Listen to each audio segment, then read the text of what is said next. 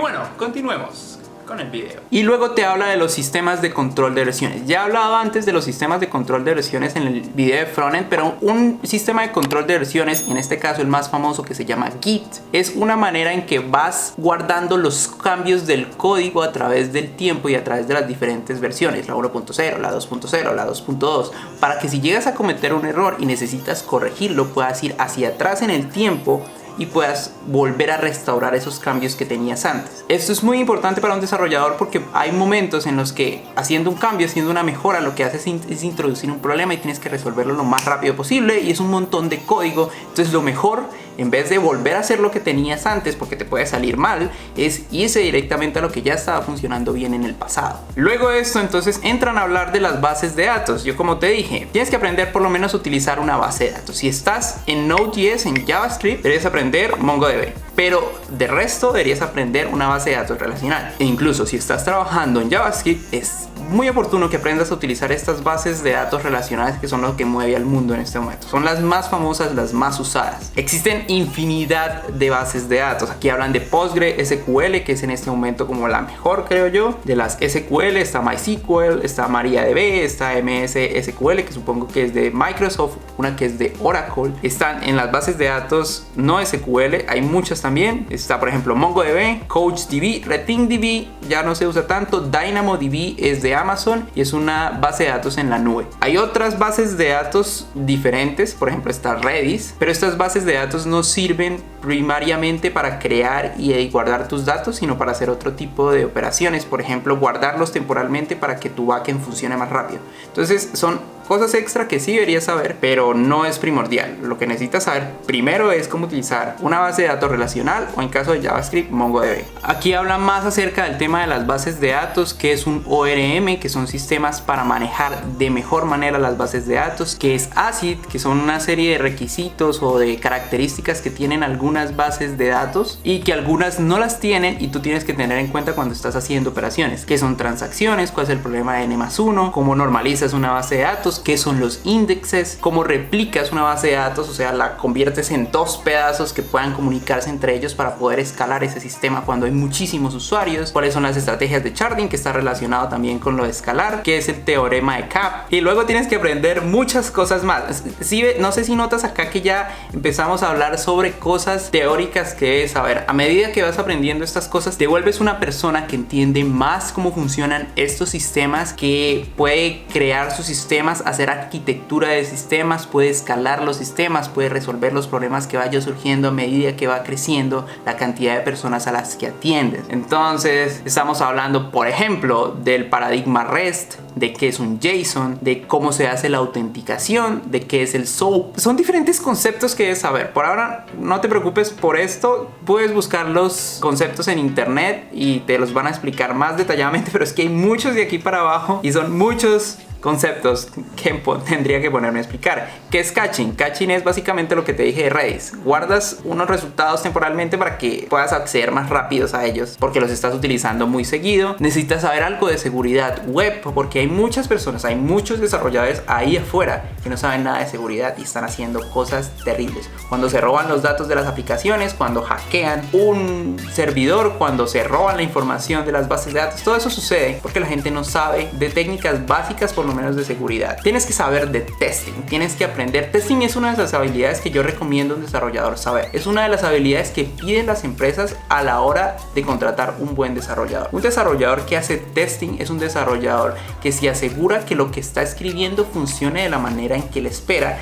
y que aun cuando él haga cambios puede correr un comando y asegurarse que esos cambios no dañaron lo que tenía antes. Es una habilidad muy importante y hay muchas maneras de hacerlo, depende del lenguaje que estés usando y a la vez hay muchas técnicas de testing. Luego de testing habla sobre CI y CD, que esto es Continuous Integration, Continuous Deployment, que son maneras automatizadas de tienes tu código y quieres subirlo al servidor de producción, pero antes quieres asegurarte que el código corra las pruebas y te den correctamente, que el estilo del código esté correcto, que en el servidor de prueba, que se parece mucho al de producción, funcione bien antes de pasarlo al de producción. Esas son las cosas que suceden. Es como automatizar toda esa cadena de procesos y es algo que es muy beneficioso para las empresas empresas porque ahorra muchísimo tiempo. Luego habla sobre diseño, principios de diseño, que son extremadamente importantes para no hacer un código horrible que a medida que va creciendo la aplicación se va volviendo una pesadilla de mantener.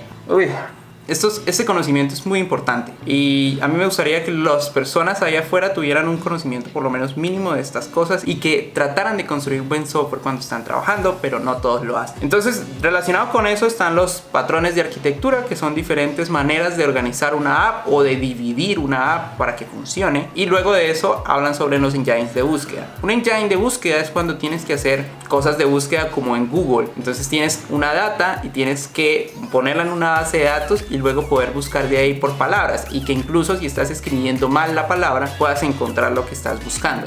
Entonces normalmente hoy en día se utiliza Elasticsearch, es la base de datos de búsqueda, el engine de búsquedas más usado en el mundo. Luego habla sobre, es que esto es gigante, como te digo, es que esto es enorme. Luego hablamos de message brokers, que es que puedes dividir dos pedacitos de tu aplicación y comunicarlos por medio de mensajitos. Oye, necesito que hagas esto. Listo, lo voy a hacer. Listo, ya lo hice, toma tu resultado. Ese tipo de cosas. Es una manera de dividir aplicaciones a medida que crecen para que cuando lleguen nuevos usuarios, para que cuando alcances nuevas fronteras en términos de cuántas personas estoy teniendo en mi aplicación, puedas soportarlos y no se te vaya a morir tu aplicación. Luego hablamos algo de containers, que sí es algo que a veces piden las empresas, pero creo que no es tan importante para un backend y más para un DevOps, pero sí es bueno que lo sepas. Docker me parece una tecnología genial, yo lo utilizo todos los días, para mí es algo hermoso. GraphQL es algo que no necesitas para tu día a día. La verdad lo tienen acá porque es algo que hoy en día está como en tendencia, la gente lo está usando más y más, pero creo que a menos de que una oportunidad de negocio lo esté buscando, no necesitas aprenderlo. Ahora, como todo en esta vida, como todo en este tipo de temas que estoy hablando acá, es preferible que lo aprendas, que por lo menos crees un servidor de prueba en GraphQL para que veas las ventajas de este lenguaje de consulta, que la verdad es bastante interesante. Cuando entiendas qué es REST y lo compares con GraphQL, vas a decir, interesante. Cuando estés haciendo aplicaciones y veas que REST no es suficiente para cubrir tus necesidades, vas a decir, GraphQL puede ser una solución. Pero eso lo vas logrando a medida que tienes experiencia. Luego hablamos de bases de datos de grafos, que es un tipo de estructura de datos. Yo nunca he utilizado una base de datos de este tipo, me gustaría usarlas, me parece un tema interesante, pero nunca la he utilizado hasta ahora. Luego hablamos de WebSockets, que me parece que debería estar más arriba, que WebSockets es una tecnología que te permite crear cosas como los chats. Cuando tienes un chat, necesitas que los mensajes se envíen y se reciban muy rápido, y que se reciban incluso si la aplicación está cerrada. Eso es lo que hace WebSockets. Y luego te habla de servidores web como Nginx, como Apache, como Kodi, que es bueno saberlo. No vas a estar todos los días trabajando en ellos, pero es el programa donde montas casi toda la infraestructura de ahí en adelante. Entonces tú normalmente tienes PHP, pero necesitas un servidor que lea las peticiones de HTTP, porque PHP no sabe hacer esto por sí solo, necesita a un Nginx. Además, estos servidores web como Nginx y Apache lo hacen de manera muy veloz, son mucho más rápidos que si lo implementaras de otra manera. Y de ahí en adelante hay muchas otras cosas que puedes aprender. Puedes aprender de estrategias de migración, que yo la verdad no soy fuerte en eso. Puedes aprender a cómo escalar aplicaciones de manera horizontal, que es en un solo computador y aumentando la RAM, aumentando el disco duro, o verticalmente, que es cuando en vez de hacer este tipo de cosas lo que haces es unir varios servidores, varios computadores que procesen las cosas de diferente manera. Son muchísimas cosas que puedes aprender acá. Eso es gigante, pero tú tienes que elegir cuáles son las tecnologías que más te favorecen.